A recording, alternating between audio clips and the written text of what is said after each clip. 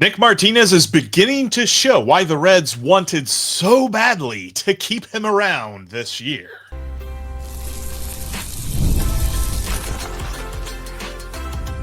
You are Locked On Reds, your daily Cincinnati Reds podcast, part of the Locked On Podcast Network, your team every day. Welcome into the Locked On Reds podcast. Locked On Reds is part of the Locked On Podcast Network, your team every day. My name's Stephen Offenbaker. His name's Jeff Carr. We are lifelong Cincinnati Reds fans. We love the Reds. We love baseball. We've been podcasting about the Reds in a combined 14 seasons. We love talking Reds baseball with you. On today's show, Brady Singer has been very good at one thing that we kind of overlooked in the offseason when he was acquired by the Reds. We're going to tell you what that is a little bit later on in the show. The Reds are getting Tyler Stephenson back sometime this week, and Rhett Lowder, well, he's close to returning to Louisville. We'll give you some injury updates on those guys, as well as a few others in just a couple minutes. But we need to start with Nick Martinez and his turnaround because he looked pretty good last night. We've got all of that coming for you on this episode of Locked On Reds that is brought to you by Amazon Fire TV Stick 4K. Turn any TV into your Xbox. No console needed. Head to Amazon.com/Fire TV Locked On to learn more. All right, Jeff. Nick Martinez took the mound for the Reds last night. Big win for the Reds against the Dirty Birds from St. Louis. Nothing makes me happier than J.D. Haffern's team getting its teeth kicked in. Great night out at Great American Ballpark. I was glad to see it. I was also glad that Tito did not screw around with the third time in the order stuff. He went to his bullpen. The game went exactly the way it was supposed to do. We talked about this yesterday. They needed to stack wins. They needed to do what they were supposed to do. And yesterday, save for one run allowed to the Cardinals, they did exactly what they were supposed to do all game long. Yeah, and this was not a situation where it was they just bludgeoned the scoreboard to death like they've been doing for the last week. This was a situation where it was pitching and defense. And quite frankly, I give a lot of that credit to Nick Martinez. He's a guy that we still wonder, and quite frankly, I don't know that he's ever going to quite live up to what you would figure the highest paid pitcher in Reds history, at least for a 1-year AAV type basis, would pitch. I mean, he's not going to be better than Hunter Green. He's not going to be better than Nick Lowder. You could argue he's not going to be better than Brady Singer, but he is going to be trustworthy every fifth day if we can continue to get performances like he has had his last 2 times out, because his last start in Miami, 6 innings, 2 runs allowed. This start against St. Louis, you had 6 innings, 1 run allowed. Now, you would like to see more strikeouts. You would like to see less walks, but ultimately the results bear out the performance. And I've loved what I've seen from him so far. This is more what we saw in August and September of last year, and that was what the Reds wanted to make sure that they kept on this roster. No, and I don't want to try and oversell this, and I know that's not what you're doing either. I'm happy with this positive move, this positive direction. He's moving towards the guy he was in late summer of last year. He's not quite there. There's some room to move on that, but he is definitely starting to pull it together a little bit. You look at his numbers, Jeff, on the season, even as I don't know if it's fair to even say as bad as he's been. I don't think that's exactly fair. He's been bad in mediocre. Spot. He's been mediocre. Yeah. As mediocre, as average as he's been, his stats support that. His stats don't say that he's been bad. And if you include tonight's numbers, which tonight he went 6 innings, 5 hits, 1 earned run allowed, walked 2, struck out 3. That's not too bad. He got his first win of the season. His ERA is under 5 now at 4.68. Everything says he's moving in the right direction. You talk about that piece. Everybody's going to talk about that same piece that you just mentioned. Highest paid pitcher in Reds history. The Reds didn't think that was going to happen. The Reds didn't think he was going to take that option. So I just want to be clear that Nick Krall didn't sit in his office last offseason and think, you know who I'm going to make the franchise's highest paid dude? Nick Martinez. That's what I'm going to do. That's not what happened. Nick was going, I really want that draft pick when Nick signs with the deferrals or the Yankees or one of those guys that are throwing around a lot of money. So that was the strategy. It backfired. Nick Martinez said, cool, I'll come take that money, because he probably wasn't getting the offers he thought he was going to get. He probably didn't get the interest he thought he was going to get, and he had a big old $21 million insurance policy in his pocket, and he took it. What I need from him now is to be a solid fourth or fifth dude. That's all we need from Nick Martinez. He's starting to look like a solid fourth or fifth dude.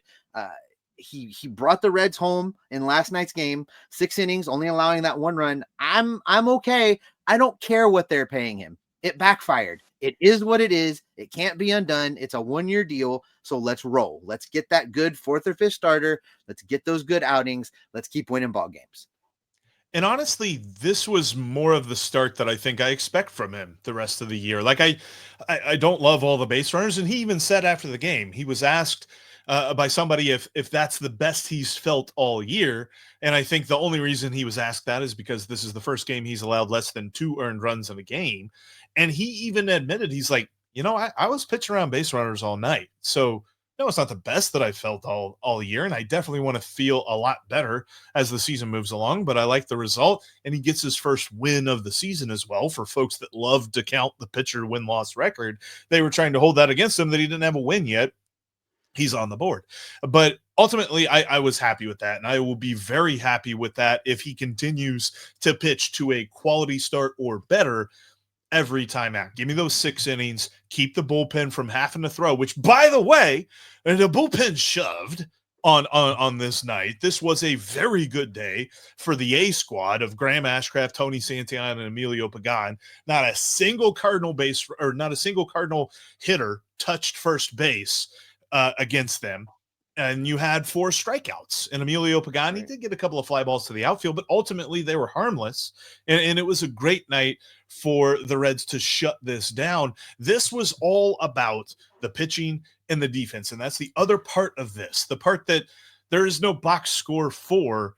But, man, you saw that couple of double plays that really bailed Nick Martinez out of a couple of innings and just shut down St. Louis, something that we have seen the Cardinals do time and time again to the Reds in years past. The Reds were able to flip that script tonight, and I was happy to see that. Probably the most, right up there with how good Nick Martinez pitched. Yeah, the Reds turned 3 double plays in last night's game. That's a little old school. I love to see it. That combination of Ellie and Matt McClain up the middle is dynamite. I love what we're seeing from Noel V. Marte. He continues to just be the guy. Big double in last night's game. We talked about Jose Trevino being underappreciated, and I just want to dive right back into that with his home run yesterday to tie the game. Jose Trevino is doing great things. Tough. And by the way, did you see that super cool Bengals tribute helmet that Trevino was wearing behind home plate last night? Yeah, the red and white Bengals helmet. I loved it. Listen, I love that the team is doing things like that. I love the way they're playing. I loved what we saw overall on the field, Jeff.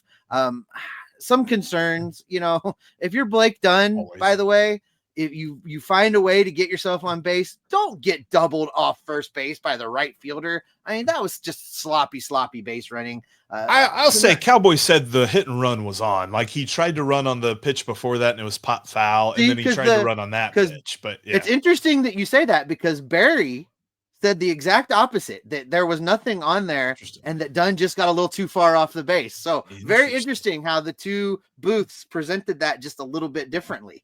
So, you look at what this team's doing, Jeff. Things I think are starting to hit on all cylinders at just the right time. The pitching looks good. The A group of the bullpen looks good. You've got guys in this lineup right now that just continue to do the things. You've got Austin Hayes hitting 365. Gavin Lux is hitting 352. Noel V. Marte is hitting 370. Ellie De La Cruz, who's played in pretty much every single game, save for one, I think, maybe he's played in them all, 270. Everybody is doing what we said they need to do. They need to get on base. They need to be able to score runs, and that's exactly what's happening, and it's fun to watch right now. The Reds, they need to go, and guess what? They're going. And hopefully they continue to do that tonight. We'll talk a little bit more about that here in just a few minutes. But the Reds actually got a couple of very encouraging injury updates for a few of the guys that still aren't back yet. The Reds are reasonably healthy, but a few encouraging injury updates, including exactly when Tyler Stephenson can expect to be back. We'll tell you about that here in just a few moments. Reach for wonderful pistachios the next time you get a hankering for a snack while watching a game. Because let's face it, watching baseball makes me snacky. I don't know if it makes you snacky, but it makes me snacky. And wonderful pistachios fits in perfectly. They've got these pre-shelled versions of wonderful pistachios that have great flavors. This one is jalapeno lime. They've also got chili roasted. They've got salt roasted. They've got salt and vinegar. Even got smokehouse barbecue, and all these wonderful flavors come with some great statistics like the protein. The protein is absolutely fantastic. In every serving, they've got 6 grams of protein. Plus, all of the other statistics are great on it as well. Replace your chips, replace your pretzels with wonderful pistachios. They're the snack with the statistics, with the analytics to take you to the next level. Get snacking and get cracking with the snack that packs a protein punch, and check it out over at wonderfulpistachios.com. Find it in your local grocer or convenience store. That's Wonderful Pistachios. Thanks for making Locked On Reds your first listen, your second listen, all your listens every single day. Make sure you check out Tim Daniel on the Reds postcast after the final out of each and every ball game. And make sure that you subscribe. That way you can become an everydayer of the Locked On Reds podcast on YouTube and on your favorite podcasting app. Also, just want to take a second. Noon today, the Squad Show drops in the feed. If you haven't checked out the Squad Show yet, it's not going to be on our homepage. When you go to our homepage on YouTube, go to the videos page. You'll see the MLB Squad Show. Jeff jumps on there. I jump on there. All of the MLB hosts from Locked On Network jump on there. And it's going to be a guest hosting conversation. Yeah. All right. Jeff's hosting it. So that one too, even better. It'll be automatically in your feeds if you're subscribed. So subscribe, audio feed and video feed. But check it out. It's a really good show. A good across the league baseball perspective that we're going to be bringing to you in our feed every Tuesday at noon. You best believe we're going to be talking a little bit of, hey, the Reds, they're looking pretty good. And they could be looking even better because they've got some great injury updates from Monday night's game. Tyler Stephenson being the first one. So we had told, I mentioned on yesterday's podcast that he's been pushed back just a few days because of some rainouts in Louisville. He wanted more at bats. They detailed it on the radio broadcast. So that Tyler Stephenson is going to catch back-to-back days, Tuesday and Wednesday. He's going to catch all 9 innings. He's not going to be taken out of the ball game.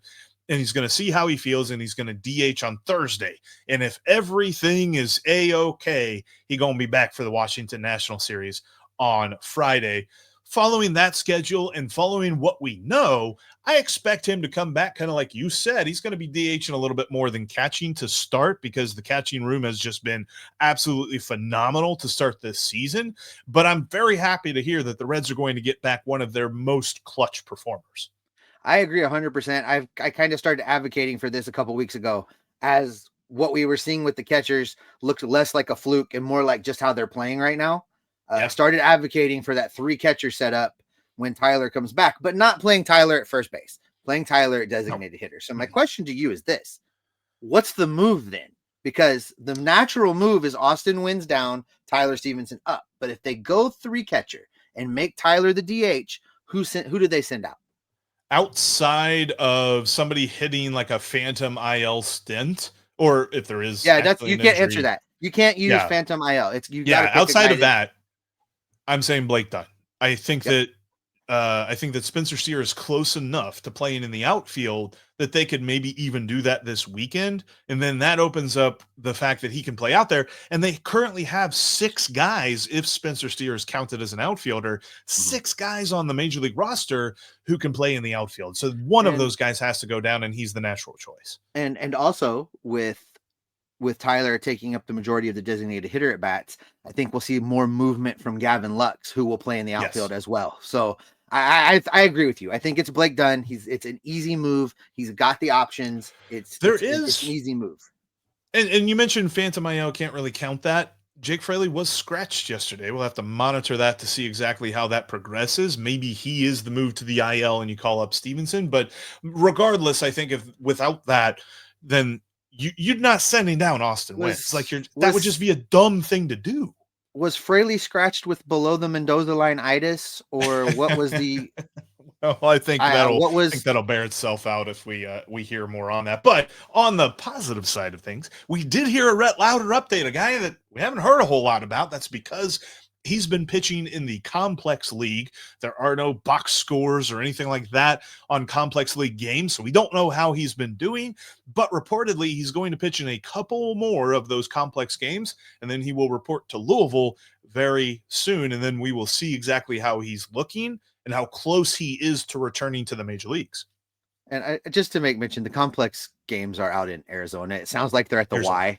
They're not at the Complex. Y. They're at the Red spring training Complex facility. In complex Goodyear. sounds like this like constructive dimension in between dimension. You know, a la like the Matrix whenever they were like doing their training programs and things like Lord. that. Yeah, I think I'm that's sorry, where everybody. I think that's I where he's at. apologize. Here we But go. no, that was a good update to hear. One other good update to hear about a pitcher is that Wade Miley officially just kind of tweaked his groin a little bit. There was an MRI that came back negative, and he could be pitching in games as early as this weekend. Does this Wade Miley stuff matter to you? And let me tell you why I asked that. Because Slightly. I'm coming from a position that Wade Miley is not going to pitch for this team. I'm coming from a position that he's 38 years old and there's so much to overcome and so many other pieces have to fall in place that I'm just like, yeah, Wade Miley's out there, but I'm not going to consider him like oh boy, I'll be glad when Wade Miley's ready. That being said, like, do you care? Does Wade Miley stuff matter to you in a way that like you think he could be a piece for the Reds this year? I think a small role player, a la like a really small side character that you just remember a lot, like a Perd Hapley or something like that in Parks and Rec. Like, obviously, Perd Hapley's not the reason that you're tuning into Parks and Rec, but he sure makes the show go. And I think that Wade Miley can kind of be that guy. Like, if you give Hunter Green, like you skip him once through the rotation, or you skip Nick Lodolo once through a rotation, you miss having an IL stint for a guy like that because you have a guy like Wade Miley who you can trust for 5 solid innings, like 5 innings of 3 runs allowed, something like that. That's all I'm looking for. But I'm not like saying because he isn't on the team, they're not whole. Could he be a bullpen guy? Could he be in a postseason situation? He definitely could. Yeah. Okay. Especially if you don't All get right. Sam Maul back to what we think Sam Maul can do. Wade Miley could be your left-hander out of the bullpen that Sam Maul can't. I love the Perd Hapley reference, by the way. This is exciting times. We are a Tyler Stephenson away from pretty much finally having the team, right? This once Tyler Stephenson is here, that's kind of the team that, at least position player wise, that we were looking at as spring was winding down, and it'll be exciting to get him on the field. I love the timing of this. I love that we're reaching into May now, and things are going to start changing. I think offensively, we're going to see Great American Ballpark heat up. I did want to briefly make mention the stuff we learned about Jeimer Candelario over the last couple of days and what Tito is saying. Basically, Tito is telling Jeimer, Noelvi has earned his playing time, and he's going to get more, which by extrapolation, you're going to get less, and you just need to keep working. And here's the key part. Basically, if you read between the lines of what Tito said, basically told him, you have to stop pressing. You have to stop trying to will yourself into hitting the ball. And that explains all of how Jeimer Candelario's at bats have looked for at least the last 3 weeks. A lot of like not forced fly ball type contact. Like, he's not like swinging up and like trying to push it up in the air, but you can tell he's going for the home run. He's trying to hit in his next swing. He's trying to hit 3 home runs and get 12 RBIs and raise his batting average by 210 points. Like, it's not going to happen in one swing, but that's what he's trying to do with each and every swing that he has. And I love, and this is something that Terry Francona said back in camp, and it's something that just about all managers say in spring training, because quite frankly, unless you're like crazy obsessed with teams like Steve and myself and the Reds, you don't remember when managers say things like this in spring training. But he said back in spring training, it's all about merit and it's all about what you earn. Jeimer Candelario hasn't earned anything right now. The only thing he's earned is the fact that he signed a piece of paper that says that the Reds have to pay him a certain amount of money. Other than that, he has not earned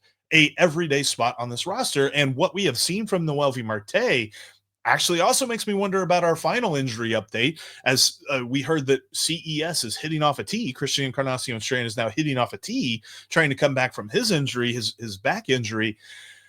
And quite frankly, I kind of think that based on the way that Noelvi Marte and Spencer Steer are currently playing, both CES and Candelario are going to be really fighting for those rotational at-bats, not the starting at-bats. Yeah, I anticipate the Reds are going to take their time with CES. Backs are something. Once you've strained your back, pulled your back, anybody that's ever done that will tell you. It's very easy to do again. You have to be very, very careful. And I think the Reds are going to treat this very, very careful as well. But this I know, minus a CES, Tyler Stephenson's coming back. And this is our team, guys. This is the team we've been waiting for. This is the team we've been hoping for. And I'm excited to see exactly how they play once they're all on the field together. But listen, we talked about pitching at the top, and we're going to talk about pitching here at the end because Brady Singer is going to be taking the mound for the Reds, and he has been much better than advertised anyway, in one key area that we didn't spend a whole lot of talking about when in the offseason when the Reds acquired him. We're going to get into that coming up next. The Reds and the rest of Major League Baseball are rolling right along, and you can too over on FanDuel. They've got a great new offer right now as the MLB season and the NBA playoffs roll along. If you win your first $5 bet for new users, you can get $250 in bonus bets. I got an interesting one for you. It's not a daily one. It's more of a future. But Hunter Green, his odds have improved for NL Cy Young. He is third in the National League. Currently, Paul Skeens is the favorite at 2-1 to win the Cy Young. Then you've got Yoshinobu Yamamoto from Los Angeles, who is 5-1. Hunter Green at plus 650. They like him over on FanDuel. I do too. Actually took him twice on accident in the preseason, and I got him at 100-1. So I'm kind of liking that those odds have improved a little bit. It's a good sign. You should head on over to FanDuel right now. Like I said, new users with your first winning $5 bet get $250 in bonus bets. That's FanDuel, the official sportsbook of Locked On. If you can't catch us here on YouTube, take us on the road with you. Subscribe to the audio channels. We're out there on every single podcasting app available. You can take us in the car. You can take us to the gym, just like the YouTube feed. You've got Jeff and I Monday through Friday, plus anytime something big happens, you'll have Tim Daniel after every single game on the Reds postcast, bringing you instant analysis of what just happened. Every Tuesday at noon, you'll get the MLB Squad Show and anything special that pops up along the way. So make sure you are subscribed so you don't miss a single second of the Reds coverage we've got coming your way in 2025. All right, Jeff. Brady Singer, when we got him, I said, I'm really happy about this acquisition. I said, I think he's going to be a stabilizer for this rotation. He's going to be a guy you can count on there to go every fifth day and do his work and be successful and help this team win. He's been all those things, but it's the way that he's done it that's been a little bit different than what either one of us anticipated, because what I thought was going to happen is he was going to come in here and pitch to weak contact. He was going to miss barrels. He was going to rely on his defense. He was going to be an innings eater, and he was going to get this team some wins that way. But that's not quite how this has shaken out. No, in fact, he's been an innings eater, but he's struck guys out. So much so that, I mean, he is far ahead his career norm, at least at the moment. I really hope that this trend continues. But for his career, he has a strikeout rate of 22%. Right now, he has a strikeout rate of 28%. This is not the guy that we thought we were getting. In fact, if it were, I think I would have expected him to be really, really good and think that the Reds got a steal of a deal with this. I'm still cautiously optimistic that the Reds made a good trade here, but overall, he has been so much better than advertised because of his strikeout ability. And he's a guy that employs 5 different pitches, 3 of which are just different forms of a fastball. And then he has 2 different versions of a slider. So quite frankly, he just has 2 pitches. It's just they move differently, and he is able to manipulate them differently, and he is able to command them differently such that hitters just can't quite key up on. Like if they think the cutter's coming, here comes a sinker. If they think that a 4-seamer's coming, here comes a slider. And if they think it's going to break a little bit like a slider, boom, it's a sweeper, and it's way out past their bat. I think that he's done a very good job of being a deceptive guy that's getting a lot more swings and misses than we expected. You know, I would disagree with you just on one thing. I do think this has is a steal of a deal. Looking at what's happening right now and how it's played out, Jonathan India has 111 plate appearances over there for the Royals. His slash line's 213, 324, 266. He has no home runs, and he has an OPS plus of 72. And then you look at what Brady Singer has done so far, Jeff, and all of the numbers you just pointed to, the strikeouts, how he has really been able to help the Reds. He's got 27 in the third inning, 3.62 ERA. You look at his strikeouts per 9, that number is 10.5. That is the thing that's making him exceptional right now. And the walks per 9, I love to look at this. He's right at 3, which, as you know from listening to me talk about it all the time, that's my magic number. That's my line. If it's 3.0 or less, they're doing great. And I love what Brady Singer's doing right now. Ryan, he's right just below that league average mark. So even a league average pitcher walks more guys on average than does Brady Singer. That's the one thing that I'm and kind of going back to our whole analysis of, I think he's going to be a weak contact guy. He's actually not inducing a ton of weak contact. The average exit velocity against him is just above 90 miles an hour. So you would like to see that come down a little bit. The hard hit rate at 43%, that's 7% above league average, but ultimately the results bear out his process and they bear out his production. Just out of curiosity, can you on the fly get his velo for last year versus this year? Is that something you can give me in the next 30 seconds? Yeah, so last season his sinker and his four-seamer were identical. Actually, his sinking fastball 92.2 miles per hour last year, 92.1 miles per hour this year, and his four-seamer was 91.7 and 91.7 this year. It's crazy to actually see how similar they are. So it's really interesting how maybe just the change of scenery and the changes of the people that are around him and talking to him is leading to different results. The biggest change is in the pitch arsenal, but it's the fact that he is throwing his cutter and he hasn't thrown a changeup.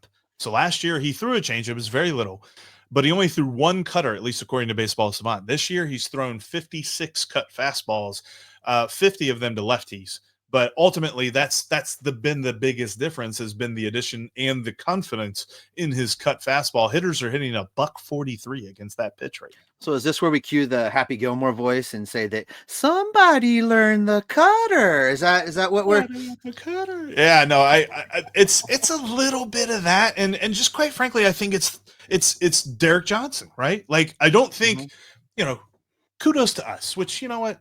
We don't pat ourselves on the back too much here at Locked On Reds. I mean, we do a fine job covering this Reds team, but I'm going to pat ourselves on the back a little bit because we went almost 30 games without saying Derek Johnson is a magician. Because when you put together a pretty good pitcher with Derek Johnson, he becomes really good. And that's what we're seeing with Brady Singer. He was a pretty good pitcher in Kansas City, albeit there were some question marks. I remember talking to our Locked On Royals guy about it, and he's just like, I kind of worry about the fact that he's a fly ball pitcher going to a fly ball pitcher's hell in Great American Ballpark. And ultimately, we're seeing the opposite. Hopefully that doesn't change immediately because he still does give up fly balls. But hopefully he continues to keep it in the yard and keep getting those swings and misses because he's been a lot of fun to watch so far this season. Well, the Reds have another chance to stack up more wins. They're back in action again today against the Cardinals. Jeff and I will have you covered. Actually, Jeff will have you covered. I am getting back on an airplane and heading home to Hawaii. So Jeff will be with you on tomorrow's show as I continue to jet set around covering Mamaw's 87th birthday. So Jeff will be in your feed for tomorrow's show. We're going to continue to monitor the news, the rumors, the information. We're going to gather it all up, bring it back right here to keep you locked on Reds every single day. Have you started watching Andor season 2 yet, Steve?